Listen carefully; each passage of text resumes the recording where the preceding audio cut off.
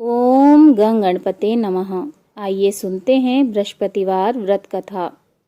ओम नमो भगवते वासुदेवाय नमः। भारतवर्ष में एक प्रतापी और दानी राजा राज्य करता था।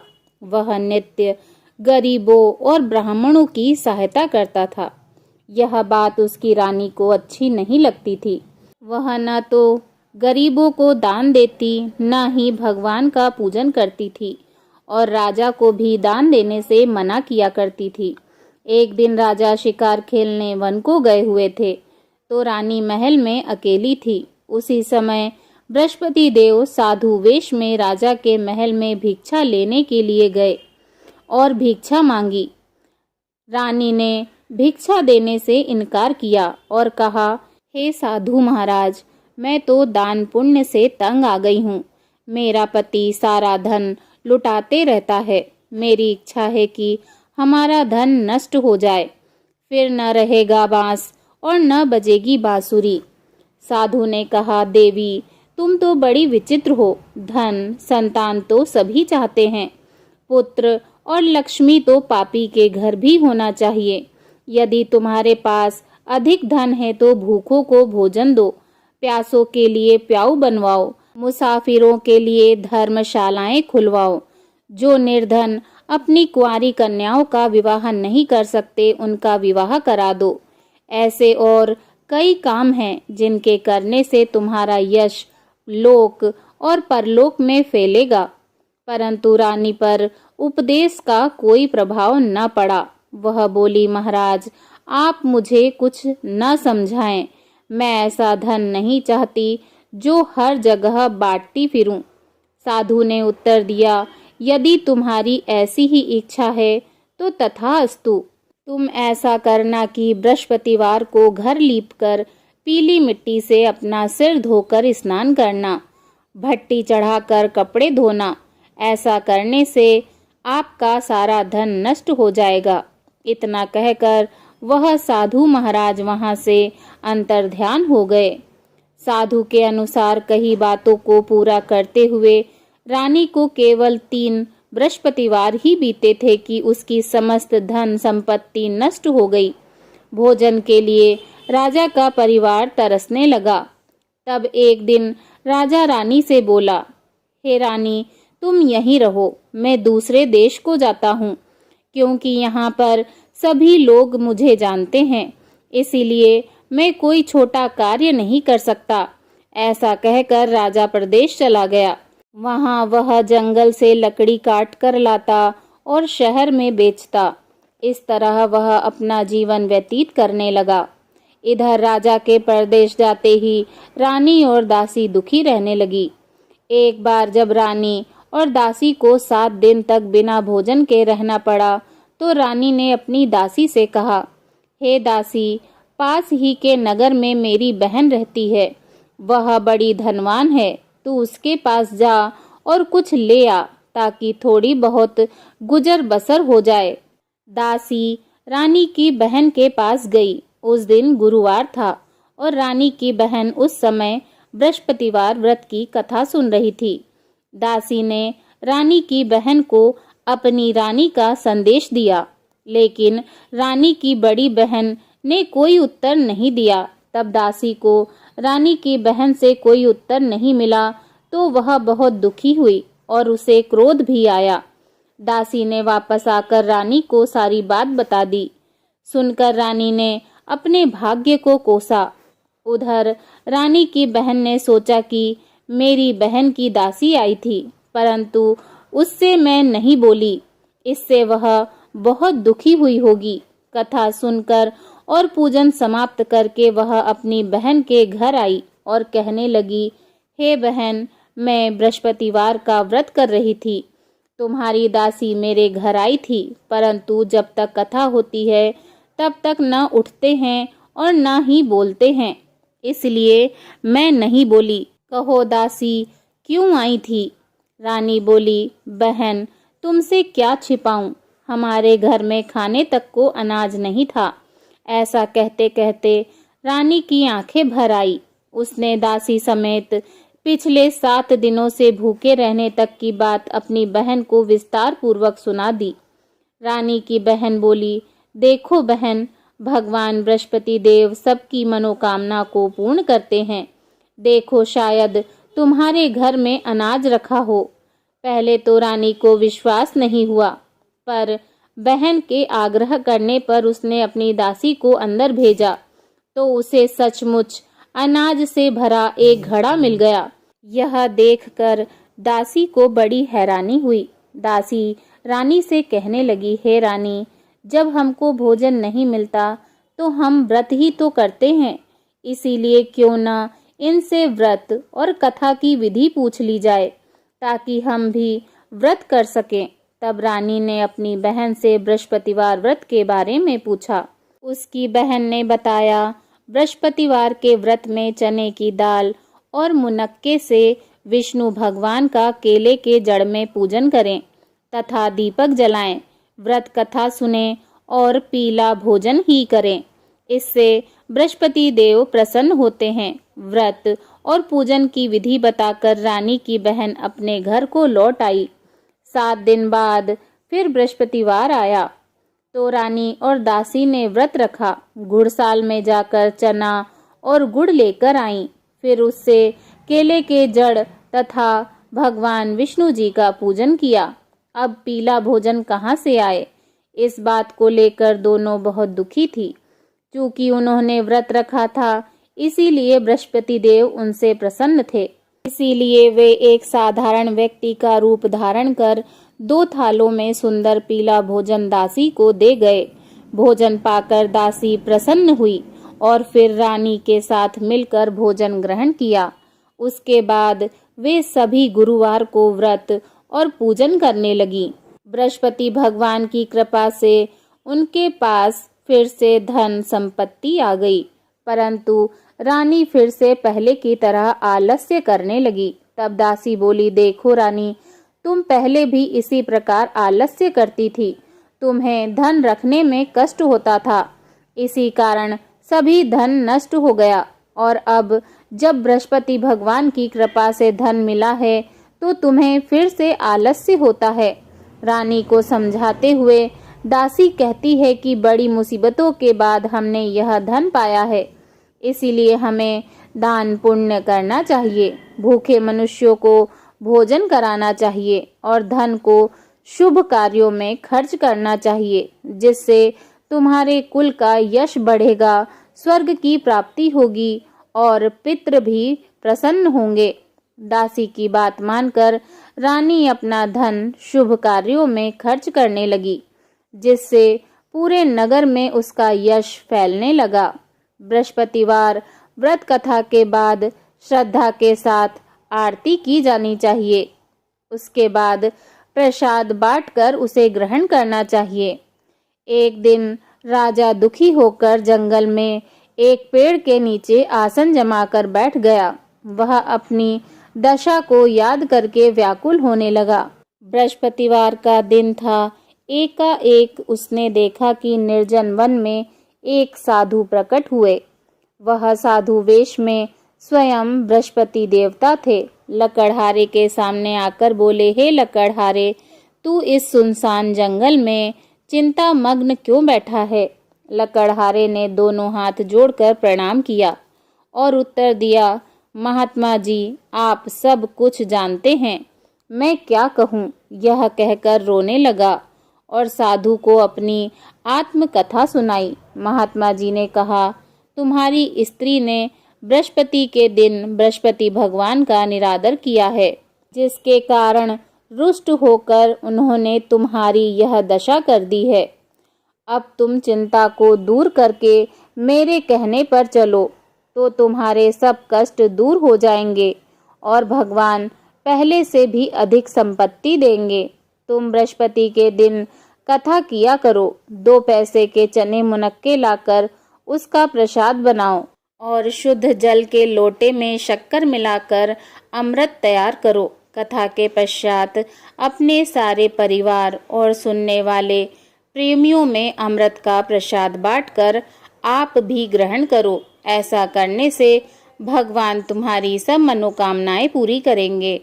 साधु के ऐसे वचन सुनकर लकड़हारा बोला, हे प्रभु, मुझे लकड़ी बेचकर इतना पैसा नहीं मिलता जिससे भोजन के उपरांत कुछ बचा सकूं। मैंने रात्रि में अपनी स्त्री को व्याकुल देखा है।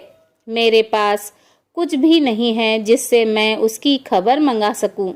साधु ने कहा, हे लकड़हारे, तुम किसी बात की चिंता मत करो। बृहस्पति के दिन तुम रोजाना की तरह लकड़ियां लेकर शहर को जाओ।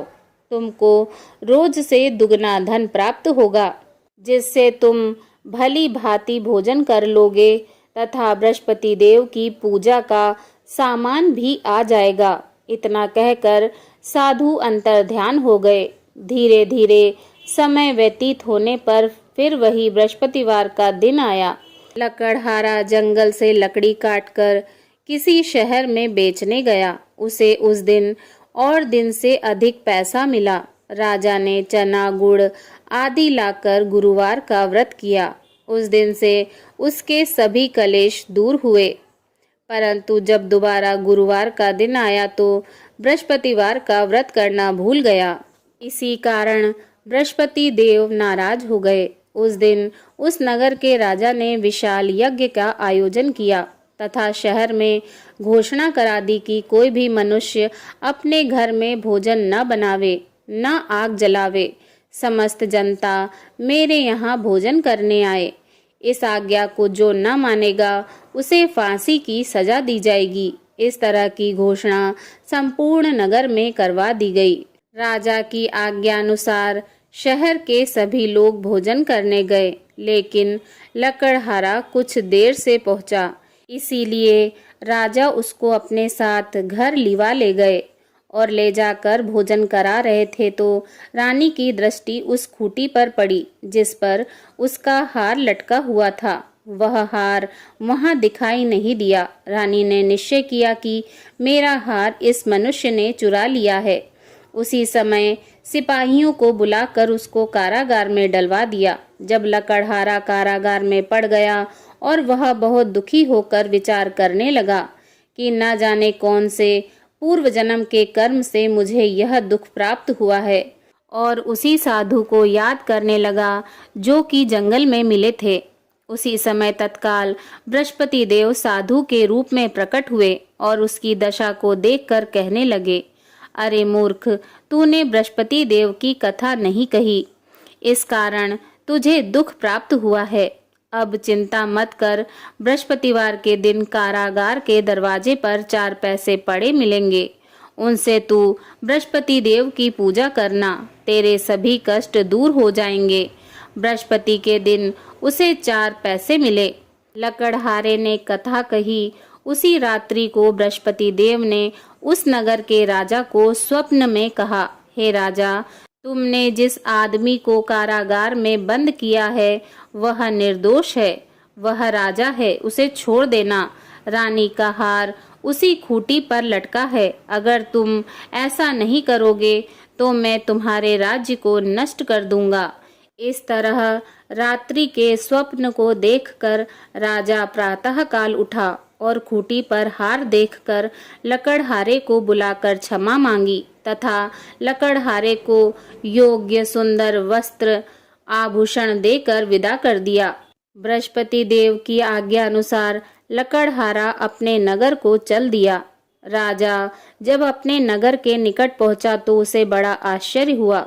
नगर में पहले से अधिक बाग, तालाब, कुएं तथा बहुत सी धर्मशालाएं, मंदिर आदि बन गए हैं।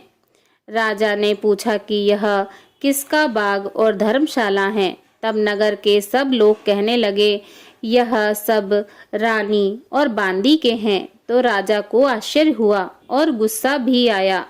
जब रानी ने यह खबर सुनी कि राजा आ रहे हैं तो उन्होंने बांदी से कहा कि हे दासी, देख, राजा हमको कितनी बुरी हालत में छोड़ गए थे। हमारी ऐसी हालत देखकर वह कहीं लौट न जाएं, इसीलिए तू जा, दरवाजे पर खड़ी हो जा। आज्ञा अनुसार दासी दरवाजे पर खड़ी हो गई। राजा आए तो उन्हें अपने साथ लिवा लाई। तब राजा ने क्रोध करके अपनी रानी से पूछा, कि यह धन तुम्हें कैसे प्राप्त हुआ है। तब उन्होंने कहा, हमें यह सब धन बृहस्पति देव के इस व्रत के प्रभाव से प्राप्त हुआ है। राजा ने निश्चय किया कि 7 रोज बाद तो सभी बृहस्पति देव का पूजन करते हैं, परंतु मैं प्रतिदिन दिन में 3 बार कहानी और रोज व्रत किया करूंगा। अब हर समय राजा के दुपट्टे में चने की दाल बंधी रहती तथा दिन में 3 बार कहानी कहता। एक रोज राजा ने विचार किया कि चलो अपनी बहन के यहाँ हो आएं। इस तरह निश्चय कर राजा घोड़े पर सवार हो अपनी बहन के यहाँ को चलने लगा। मार्ग में उसने देखा कि कुछ आदमी एक मुर्दे को लिए जा रहे हैं। उन्हें रोककर राजा कहने लगा कि अरे भाइयों, मेरी बृहस्पति देव की कथा सुन लो। वे बोले, लो हमारा तो आदमी मर गया है, इसको अपनी कथा की पड़ी है। परंतु कुछ आदमी बोले, अच्छा कहो, हम तुम्हारी कथा भी सुनेंगे। राजा ने दाल निकाली और जब कथा आधी हुई तो मुर्दा हिलने लगा, और जब कथा समाप्त हो गई तो राम राम करके मनुष्य उठकर खड़ा हो गया। आगे मार्ग में उसे एक किसान खेत में हल चलाता मिला। राजा ने उसे देखा और उससे बोला, अरे भाई, तुम मेरी बृहस्पतिवार की कथा सुन लो। किसान बोला, जब तक मैं तेरी कथा सुनूंगा तब तक 4 हरिया जोत लूंगा। जा अपनी कथा किसी और को सुनाना। इस तरह राजा आगे चलने लगा। राजा के हटते ही बैल पछाड़ खाकर गिर गए तथा किसान के पेट में बड़ी जोर से दर्द होने लगा। उसी समय उसकी माँ रोटी लेकर आई। उसने जब यह देखा तो अपने पुत्र से सब हाल पूछा और पुत्र ने सभी हाल कह दिया। तो बुढ़िया दौड़ी दौड़ी उस घुड़सवार के पास गई और बोली कि मैं तेरी कथा अवश्य सुनूंगी, तू अपनी कथा मेरे खेत पर चलकर ही कहना। राजा ने बुढ़िया के खेत पर जाकर कथा कही, जिसके सुनते ही वह बैल उठ खड़े हुए तथा किसान के पेट का दर्द भी बंद हो गया। राजा अपनी बहन के घर पहुंचा। बहन ने भाई की खूब मेहमानी की। दूसरे रोज प्रातःकाल राजा जगा तो वह देखने लगा कि सभी लोग भोजन कर रहे हैं। राजा ने अपनी बहन से कहा, ऐसा कोई मनुष्य है जिसने भोजन नहीं किया हो? मेरी बृहस्पतिवार की कथा सुन ले। बहन बोली, हे भैया, यह देश ऐसा ही है। यहाँ लोग पहले भोजन करते हैं, बाद में अन्य काम करते हैं। अगर कोई पड़ोस में हो तो देख आऊं। वह ऐसा कहकर देखने चली गई, परंतु उसे कोई ऐसा व्यक्ति नहीं मिला जिसने भोजन न किया हो। अतः वह एक कुम्हार के घर गई जिसका लड़का बीमार था। उसे मालूम हुआ कि उसके यहाँ 3 रोज से किसी ने भोजन नहीं किया है। रानी ने अपने भाई की कथा सुनने के लिए कुम्हार से कहा। वह तैयार हो गया। राजा ने जाकर बृहस्पतिवार की कथा कही, जिसको सुनकर उसका लड़का ठीक हो गया। अब तो राजा की प्रशंसा होने लगी। एक रोज राजा ने अपनी बहन से कहा कि हे बहन, हम अपने घर को जाएंगे, तुम भी तैयार हो जाओ। राजा की बहन ने अपनी सास से कहा। सास ने कहा, हाँ चली जा, परंतु अपने लड़कों को मत ले जाना, क्योंकि तेरे भाई की कोई औलाद नहीं है। बहन ने अपने भाई से कहा, हे भैया, मैं तो चलूंगी पर कोई बालक नहीं जाएगा। राजा बोला, जब कोई बालक नहीं चलेगा तब तुम ही क्या करोगी? बड़े दुखी मन से राजा अपने नगर को लौट आया। राजा ने अपनी रानी से कहा, हम निर्वंशी राजा हैं, हमारा मुंह देखने का धर्म नहीं है और कुछ भोजन आदि नहीं किया। रानी बोली, हे प्रभु, बृहस्पति देव ने हमको सब कुछ दिया है, वह हमें औलाद अवश्य देंगे। उसी रात को बृहस्पति देव ने राजा से स्वप्न में कहा, हे राजा, उठ और सभी सोच को त्याग दे, तेरी रानी गर्भ से है। राजा को यह बात सुनकर बड़ी खुशी हुई। 9वें महीने में उसके गर्भ से एक सुंदर पुत्र पैदा हुआ। तब राजा बोला, हे रानी, स्त्री बिना भोजन के रह सकती है, पर बिना कहे नहीं रह सकती। जब मेरी बहन आए तो तुम उसे कुछ मत कहना। रानी ने सुनकर हाँ कह दिया। जब राजा की बहन ने यह शुभ समाचार सुना तो वह बहुत खुश हुई तथा बधाई लेकर अपने भाई के यहाँ आई। तभी रानी ने कहा, घोड़ा चढ़कर तो नहीं आई, गधा चढ़ी आई। राजा की बहन बोली, भाभी, मैं इस प्रकार से न कहती तो तुम्हें औलाद कैसे मिलती। बृहस्पति देव ऐसे ही हैं, जैसे जिसके मन की कामना होती है सभी को पूर्ण करते हैं। जो सद्भावना पूर्वक बृहस्पतिवार का व्रत करता है एवं कथा पढ़ता है अथवा सुनता है और दूसरों को सुनाता है, बृहस्पति देव उसकी सभी मनोकामनाएं पूर्ण करते हैं। भगवान बृहस्पति देव उसकी सदैव रक्षा करते हैं। संसार में जो मनुष्य सद्भावना से भगवान जी का पूजन व्रत सच्चे हृदय से करते हैं तो उनकी सभी मनोकामनाएं पूर्ण करते हैं। जैसी सच्ची भावना से रानी और राजा ने उनकी कथा का गुणगान किया तो उनकी सभी इच्छाएं बृहस्पति देव जी ने पूर्ण की थी। इसीलिए पूर्ण कथा सुनने के बाद प्रसाद लेकर जाना चाहिए। हृदय से उनका मनन करते हुए जयकारा बोलना चाहिए। बोलो बृहस्पति देव भगवान की जय। श्री हरि भगवान विष्णु जी की जय। बृहस्पति देव जी की दूसरी कथा। प्राचीन काल में एक ब्राह्मण रहता था। वह बहुत निर्धन था। उसके कोई संतान नहीं थी। उसकी स्त्री बहुत ही मलिनता के साथ रहती थी। वह न तो स्नान करती थी और न ही किसी देवता का पूजन करती थी। इससे ब्राह्मण देवता बड़े दुखी थे। बेचारे बहुत कुछ कहते थे किंतु उसका कुछ परिणाम न निकला। भगवान जी की कृपा से ब्राह्मण की स्त्री के कन्या रूपी रत्न पैदा हुआ। कन्या बड़ी होने पर प्रातः स्नान करके भगवान श्री हरि विष्णु जी का जाप व बृहस्पतिवार का व्रत करने लगी।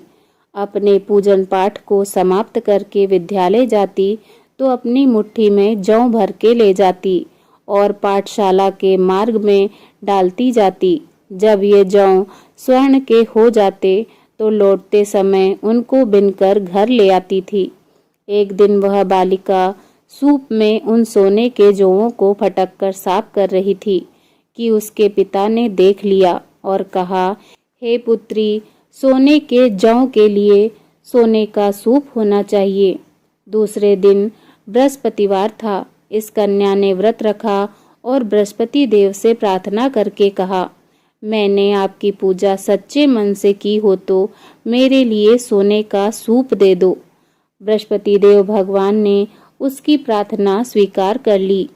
रोजाना की तरह वह कन्या जौ फैलाती हुई जाने लगी। जब लौटकर जौ बिन रही थी तो बृहस्पति देव जी की कृपा से सोने का सूप मिला। उसे वह घर ले आई और उसमें जौ साफ करने लगी, परंतु उसकी माँ का वही ढंग रहा। एक दिन की बात है कि वह कन्या सोने के सूप में जौ साफ कर रही थी कि उस समय उस शहर का राजपुत्र वहां से होकर निकला। इस कन्या के रूप और कार्य को देखकर मोहित हो गया तथा अपने घर आकर भोजन तथा जल त्याग कर उदास होकर लेट गया। राजा को इस बात का पता लगा तो अपने प्रधानमंत्री के साथ उसके पास गए और बोले, हे पुत्र, तुम्हें किस बात का कष्ट है? किसी ने अपमान किया है अथवा और कारण हो सो कहो। मैं वही कार्य करूंगा जिससे तुम्हें प्रसन्नता हो। अपने पिता की राजकुमार ने बातें सुनी तो वह बोला, मुझे आपकी कृपा से किसी बात का दुख नहीं है। किसी ने मेरा अपमान नहीं किया है, परंतु मैं उस लड़की से विवाह करना चाहता हूँ जो सोने के सूप में जौ साफ कर रही थी। यह सुनकर राजा आश्चर्य में पड़ गया और बोला, हे पुत्र, इस तरह की कन्या का पता तुम ही लगाओ। मैं उसके साथ तुम्हारा विवाह अवश्य कर दूंगा। राजकुमार ने उस लड़की के घर का पता बतलाया। तब मंत्री उस लड़की के घर गए और ब्राह्मण देवता को सभी हाल बताया। ब्राह्मण देवता राजकुमार के साथ अपनी कन्या का विवाह करने के लिए तैयार हो गए तथा विधि विधान के अनुसार ब्राह्मण की कन्या का विवाह राजकुमार के साथ हो गया। कन्या के घर से जाते ही पहली की भांति उस ब्राह्मण देवता के घर में गरीबी का निवास हो गया। अब भोजन के लिए भी अन्न बड़ी मुश्किल से मिलता था। एक दिन दुखी होकर ब्राह्मण देवता अपनी पुत्री के पास गए। पुत्री ने पिता की दुखी अवस्था को देखा और अपनी माँ का हाल पूछा। तब ब्राह्मण देवता ने सभी हाल कह सुनाया। कन्या ने बहुत सा धन देकर अपने पिता को विदा कर दिया। इस तरह ब्राह्मण का कुछ समय सुखपूर्वक व्यतीत हुआ। कुछ दिन बाद फिर वही हाल हो गया। ब्राह्मण फिर अपनी कन्या के यहाँ गया और सारा हाल कहा तो लड़की बोली, हे पिताजी, आप माताजी को यहाँ ले आओ। मैं उन्हें विधि बता दूंगी जिससे गरीबी दूर हो जाएगी। वह ब्राह्मण देवता अपनी स्त्री को साथ लेकर पहुँचे तो अपनी माँ को वह समझाने लगी, हे माँ, तुम प्रातःकाल प्रथम स्नान आदि करके भगवान श्री हरि विष्णु जी का पूजन करो तो सब दरिद्रता दूर हो जाएगी। परंतु उसकी माँ ने एक भी बात नहीं मानी और प्रातःकाल उठकर अपनी पुत्री के बच्चों की जूठन को खा लिया। इससे उसकी पुत्री को बहुत ही गुस्सा आया और रात को एक कोठरी से सभी सामान निकाल दिया और अपनी माँ को उसमें बंद कर दिया। प्रातःकाल उसे निकाला तथा स्नान आदि करा के पाठ करवाया तो उसकी माँ की बुद्धि ठीक हो गई और प्रत्येक बृहस्पतिवार को वह व्रत रखने लगी। इस व्रत के प्रभाव से उसके माँ बाप बहुत ही धनवान और पुत्रवान हो गए और बृहस्पति देव जी के प्रभाव से इस लोक के सुखों को भोग कर अंत में स्वर्ग को प्राप्त हुए। बोलिए भगवान श्री हरि विष्णु जी की जय। बृहस्पति देव महाराज की जय। ओम नमो भगवते वासुदेवाय नमः। ओम जय बृहस्पति देवा। ओम जय बृहस्पति देवा। छिन छिन भोग लगाऊं, छिन छिन भोग लगाऊं, कदली फल मेवा। ओम जय बृहस्पति देवा। तुम पूर्ण परमात्मा, तुम अंतर्यामी, स्वामी तुम अंतर्यामी। जगत पिता जगदीश्वर, तुम सबके स्वामी। ओम जय बृहस्पति देवा। चरणामृत निज निर्मल, सब पातक हरता, स्वामी सब पातक हरता। सकल मनोरथ दायक, सकल मनोरथ दायक, कृपा करो भरता। ओम जय बृहस्पति देवा। तन मन धन अर्पण कर, जो जन शरण पड़े, स्वामी जो जन शरण पड़े। प्रभु प्रकट तब हो कर, प्रभु प्रकट तब हो कर, आकर द्वार खड़े। ओम जय बृहस्पति देवा। दीन दयाल दयानिधि, भक्तन हितकारी, स्वामी भक्तन हितकारी। पाप दोष सब हरता, पाप दोष सब हरता, भव बंधन हारी। ओम जय बृहस्पति देवा। सकल मनोरथ दायक, सब संशय हारो, स्वामी सब संशय हारो। विषय विकार मिटाओ, विषय विकार मिटाओ, संतन सुखकारी। ओम जय बृहस्पति देवा। जो कोई आरती तेरी प्रेम सहित गाए, स्वामी प्रेम सहित गाए। जेठानंद आनंद कर, जेठानंद आनंद कर, सो निश्चय पावे। ओम जय बृहस्पति देवा। ओम जय बृहस्पति देवा। स्वामी जय बृहस्पति देवा। छिन छिन भोग लगाऊं, कदली फल मेवा। ओम जय बृहस्पति देवा। बोलो बृहस्पति देव महाराज की जय। भगवान श्री हरि विष्णु जी की जय। ओम नमो भगवते वासुदेवाय नमः।